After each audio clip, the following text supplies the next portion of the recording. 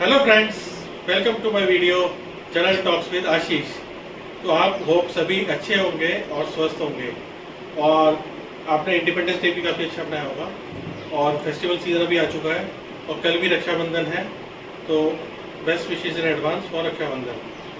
सो आज हम जरा ऑफ बीट टॉपिक स्टार्ट करते हैं। जैसे आप देखेंगे कि कोलकाता में जो केस हुआ है, it is one of the brutalest case और ये एक तरह का हिस्ट्री के अंदर मतलब बहुत ही ज़्यादा ब्रूटलिटी है। तो बेचारी एक डॉक्टर के साथ जो एक हेनस क्राइम हुआ है और उसको रेप करके और उसका ब्रूटल मर्डर हुआ है, it is one of the biggest basically it is just like a scam. और वहाँ का जो मेडिकल फर्टिलिटी है उसके अंदर भी काफ़ी सस्पिशियस चीज़ें हो रही हैं और कोलकाता के अंदर। और एक तरह का ये it is against the humanity. सबको एक साथ खड़े होके इसके लिए एक अपना रेज वॉइस करना चाहिए और क्या बोलते हैं, और जो रियल जिन्होंने ये काम किया है उनको पनिशमेंट मिलना चाहिए, हार्ड पनिशमेंट ऐसी मिलनी चाहिए जिससे कि वो आगे एक एग्जाम्पल हो सभी के लिए कि ऐसा करने से पहले 100 बार सोचें। क्योंकि India is a democratic country और उसके अंदर ऐसी चीज़ें होना it is related to all basically a complete failure of the system also। जैसे कोलकाता के अंदर political system is a complete failure. वहाँ पे basically whosoever is the government उसको एक तरह का करेक्ट एक्शन लेना चाहिए जिससे कि एग्जाम्पल सेट हो सके। तो ये एक बहुत बड़ा पेन है कि मतलब ऐसा एक किसी बेचारी एक फीमेल के साथ हुआ है और ये मेरे हिसाब से निर्भया कांड से भी ज़्यादा वर्स्ट केस है। तो हमें इस चीज़ को कंडेम करना चाहिए, अपना वॉइस रेज करना चाहिए और एक तरह का एग्जांपल सेट करना चाहिए कि हमारी जो वैसे गवर्नमेंट मशीनरीज है they are doing their work. CBI के पास केस है और वो भी इंटरोगेशन कर रहे हैं। तो प्रोबेबिलिटीज़ में यही होता है कि कोई प्रॉपर रिजल्ट नहीं आ पाता। तो होपफुली इसमें कुछ रिजल्ट आए और डेफिनेटली उस बेचारी जो फीमेल डॉक्टर है उसको एक तरह का जस्टिस मिले। तो hope for the best, we all pray और soul rest in peace. So now अपना टॉपिक स्टार्ट करते हैं आज का मार्केट का। तो मार्केट इस वीक में आप देखेंगे जैसे कि मार्केट ने थोड़ा कंसोलिडेट किया। मार्केट अभी कंसोलिडेट फेज में है। जैसे कि आप देखेंगे इस वीक में मार्केट स्टार्टिंग में डाउन ट्रेंड में थी क्योंकि ग्लोबल क्यूज की वजह से। जैसे कि आप देखेंगे अमेरिका से नेगेटिव जो भी थे ग्लोबल क्यूज नेगेटिव थे, उनका अनएम्प्लॉयमेंट का डाटा, जिससे थोड़ा सा वहाँ पे ग्लोबली रिसेशन आने के चांस हो रहे थे। तो इस वजह से डेफिनेटली थोड़ा प्रॉब्लम था, लेकिन मार्केट ने उसको ऐसा रिएक्ट किया बहुत ज़्यादा और इस हिसाब से वो किया। और लेकिन अभी आप देखेंगे कि क्या बोलते हैं उस केस में क्या जो हमारे जो मार्केट्स थे उन्होंने भी काफ़ी उस चीज़ का नेगेटिविटी लिया और एफआईएस ने काफ़ी सेल ऑफ किया। और जब एफआईएस सेल ऑफ कर रहे थे यहाँ पे तो डेफिनेटली हमारे जो डीआईएस है, डोमेस्टिक इंस्टीट्यूशनल इन्वेस्टर्स और रिटेलर्स, उन्होंने काफ़ी अच्छा एक मार्केट को रिकवर करने में हेल्प किया और बाइंग की।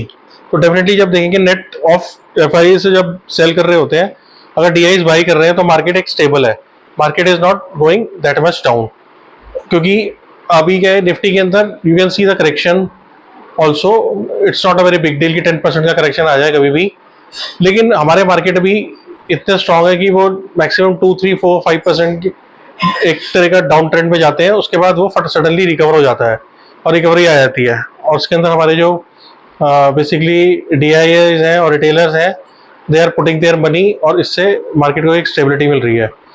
और जो एक्सपेक्ट कर रहे हैं करेक्शन का, तो definitely Indian market is a buying और डिप मार्केट। इसके अंदर आप ये वेट नहीं कर सकते कि मार्केट कितना गिरेगा। तो आपको जब भी एक अपॉर्चुनिटी मिले, मार्केट जब भी गिरता है तो आप डेफिनेटली बाई करें स्टॉक्स और उन सेक्टर्स में इन्वेस्ट करें जो फ्यूचर में आपको बेस्ट रिटर्न दे सकते हैं। तो उसके बारे में हम डिस्कस करेंगे कौन कौन से सेक्टर्स अभी आपके ट्रेंड में हैं जो ऑलरेडी आपको अच्छा रिटर्न बना के देखते हैं। क्योंकि अभी मैनी पॉकेट्स जो है मार्केट की, इट इज ओवर हीटेड मतलब वो ऑलरेडी काफ़ी अपने हाइस पे हैं और उनके जो फाइनेंशियल्स हैं और उनके जो भी फाइनेंशियल्स ऑफ द कंपनी वो ऑलरेडी डिस्काउंट कर चुके हैं उनके फ्यूचर ग्रोथ को, तो इसलिए ऐसी कंपनी में इन्वेस्ट ना करें। जैसे कि आप देखेंगे रेलवे स्टॉक्स, अब रेलवेज के अंदर आप देखिए RVNL हो गया, IRFC हो गया, so they are trading at high multiples, तो उसके अंदर आप इन्वेस्ट करेंगे तो risk reward ratio is not very good. उसमें क्या है, मार्जिन ऑफ सेफ्टी आपको ज़्यादा नहीं है कि आप आज इन्वेस्ट करें तो definitely they will not going to give you that much kind of return what under value pockets will give you. So now we will discussing about those themes in which you can get a good decent returns. तो अभी आज के time में आप देख रहे हैं कि क्या बोलते हैं, जो इंडियन मार्केट्स हैं वो जो इंटरनेशनल मार्केट्स को काफ़ी आउट परफॉर्म कर रहे हैं, और जो ग्लोबल मार्केट्स हैं ज़्यादा गिरते हैं और इंडियन मार्केट्स जो हैं कम गिरते हैं। इसका मतलब it is a Indian markets are more stable, और हमारा इकोनॉमिक डाटा भी अच्छा है। Grow we will be growing near about 6 to 6.5% in the near for future also. तो definitely this decade belongs to India. तो आप मार्केट्स में बने रहें, और अगर आप मार्केट्स में जितना बने रहेंगे उतना ही आपको definitely you will be getting the good returns. लेकिन इसकी चीज़ में थोड़ा सा आप अपने पोर्टफोलियो को अच्छा कंस्ट्रक्ट करें, जिसमें एक अच्छा मिक्स रखें। तो मिक्स के अंदर जैसे लार्ज कैप स्टॉक्स हो गए, लार्ज कैप स्टॉक्स के अंदर आप उसमें ज़्यादा पोजीशन बनाएं, जिससे कि आपके वो जब भी कोई एडवर्स चीज़ होती है तो वो आपके उसको क्या बोलते हैं, पोर्टफोलियो को स्टेबल रखेगा। तो जैसे लार्ज कैप स्टॉक्स में ज़्यादा इन्वेस्ट करें। आप अगर जैसे 10 रुपीज़ इन्वेस्ट कर रहे हैं तो एग्जांपल आप 5 to 6 rupees large cap stocks में इन्वेस्ट करें, और मिड कैप स्टॉक में आप 2 to 3 रुपीज़ करें, और स्मॉल कैप चाहे तो वन करें, क्योंकि small cap is high risky game. अभी देखेंगे लास्ट 1.5 ईयर में स्मॉल कैप्स ने काफ़ी अच्छा रिटर्न दिया है, but they are trading above their grades of financials, तो उनमें risk reward ratio is not fruitful. और उसके लिए आपको एक क्या बोलते हैं स्ट्रैटेजी बनानी चाहिए कि जिसके अंदर आप अपने पोर्टफोलियो को भी बैलेंस कर सकें और पोर्टफोलियो को सेव कर सकें, और प्लस अच्छा रिटर्न कमा सकें। तो हम अभी डिस्कस करने जा रहे हैं सेक्टर्स इन फोकस।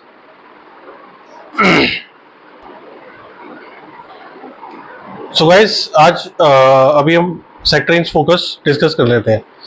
तो जैसे कि आप देखेंगे कि शेयर्स के बारे में ना डिस्कस करते हैं, क्योंकि बेसिकली किसी को हम इन्फ्लुएंस नहीं करना चाहते कि आप इस शेयर में इन्वेस्ट करें, तो हम सेक्टर एनालिसिस कर लेते हैं।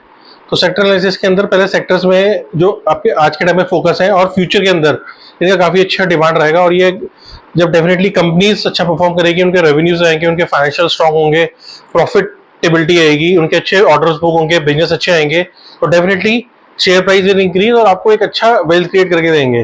तो जैसे कि देखेंगे EV theme is doing very good, it is in focus.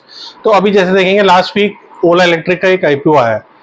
So it is Indian public has given a big thumbs up to Ola Electric because Ola Electric is a domestic company. So Bhavesh Agarwal है जो उनके entrepreneur है। So basically they are doing, he is focusing on Ola Electric business very well, और वो भी batteries में भी अच्छा काम कर रहे हैं। उन्होंने अपना ओन प्रोडक्शन स्टार्ट किया है, जिसके अंदर बैटरी की कॉस्ट काफ़ी कम हो जाएगी, और जिससे कि ये एक टर्न अराउंड स्टोरी बन सकती है। I am not saying that कि today you will be getting very good return. It is a long term story. So in that case you can start investing in this type of company in a staggered manner. Just like if you want to buy some shares, you can just buy it. Again, it is not any investment, it is not any advice to buy the share, but you just go to review the theme. So Ola Electric is a theme. Ola Electric is a theme, and it is a EV theme, so which can be do very well because they are focusing more on two wheelers. Like उन्होंने भी launch किया 15 अगस्त को उनका I think bikes उन्होंने launch किए हैं in EV sector. So definitely is going to do very well because it is the first movers, they are first movers, तो उनको काफ़ी बेनिफिट मिलेगा। प्लस उनका जो ओन प्रोडक्शन है बैटरीज का, गीगा बैटरीज वाला, वो भी है कि अच्छा उनको रिजल्ट दे सकता है आने वाले टाइम में। It is a turn around story, और जब इनके फाइनेंशियल स्ट्रॉन्ग होंगे, सेल्स अच्छी होगी। अभी ये दे रहे लॉसेस, सो होपफुली जैसे आप देखेंगे जोमेटो में एक टर्न अराउंड स्टोरी हुआ था। जोमेटो में टर्न अराउंड हुआ था कि जोमेटो जो 15-20 ईयर्स बैक स्टार्ट हुआ था और धीरे धीरे वो प्रॉफिटेबिलिटी में आया। So it is a time taking process. Same way in Ola Electric also it can happen, और ये it is a good bet. So EV theme is a very good. Like in EV, Tata Motors is also doing very good. M&M, so M&M, Tata Motors, TVS. So two wheelers में TVS वाले they are doing very good. Hero Motocorp. So in that case, you can focus in this kind of a companies where you want to invest. Just review the companies and go to the screener, check their financials and have a bet on that.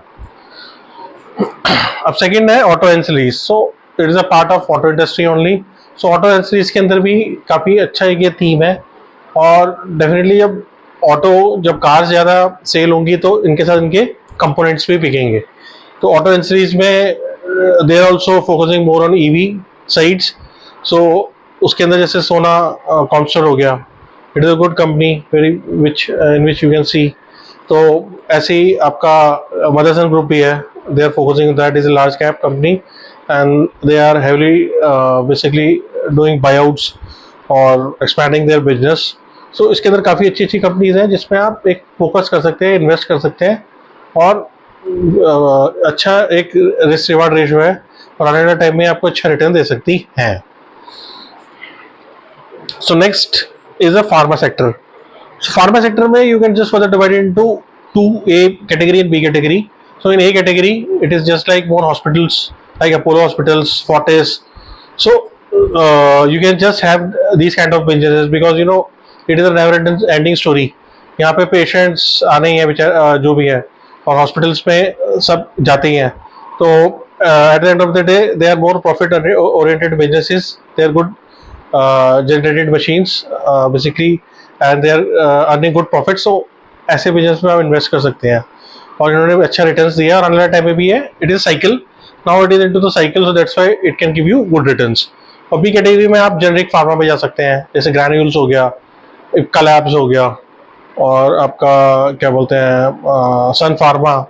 So very good companies are there in pharma in which you can just have a review, have a look on that, just check their financials, just check their returns, just check their return on capital employed, return on equity, their cash flows, share holding pattern, which I generally talk कि आपको किसी भी stock पे invest करने से पहले ये चीज़ें जरूर देखनी चाहिए. तो डेफिनेटली इन कंपनीज में आप ये भी पोर्टफोलियो बना सकते हैं और अच्छा मिक्स बना सकते हैं. Now next is financials. Financials under performer. I think financials आप कोविड से देखेंगे तो फाइनेंशियल्स ने इतना अच्छा एक रिटर्न नहीं दिया है. स्पेशली आप बैंक्स देखें, banks has not generated that kind of a return in the stocks which other sectors have given. तो बैंकिंग के अंदर अभी आप थोड़ा इन्वेस्टमेंट कर सकते हैं, स्पेशली लाइक फाइनेंशियल सेक्टर में, जैसे कि जिनका एक मिक्स होता है, जैसे कि जियो फाइनेंशियल है. Jio Financial is working very good. It is a brand of Reliance, और Reliance is focusing more now into that financial also. They have a partnership with BlackRock, और उसके अंदर वो अच्छे अच्छे प्रोडक्ट्स आपको भेजेंगे इन टर्म्स ऑफ AMCs, और आपके इनका म्यूचुअल फंड इंडस्ट्री में they are entering.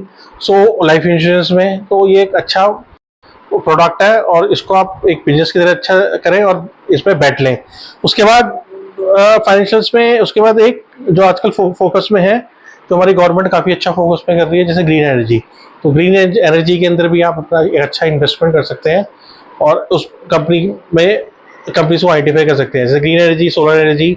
So they are now more talking about that India plan by 2030 it will be more into green. तो इसलिए आप solar energy plus green energy में कई companies में इन्वेस्ट कर सकते हैं.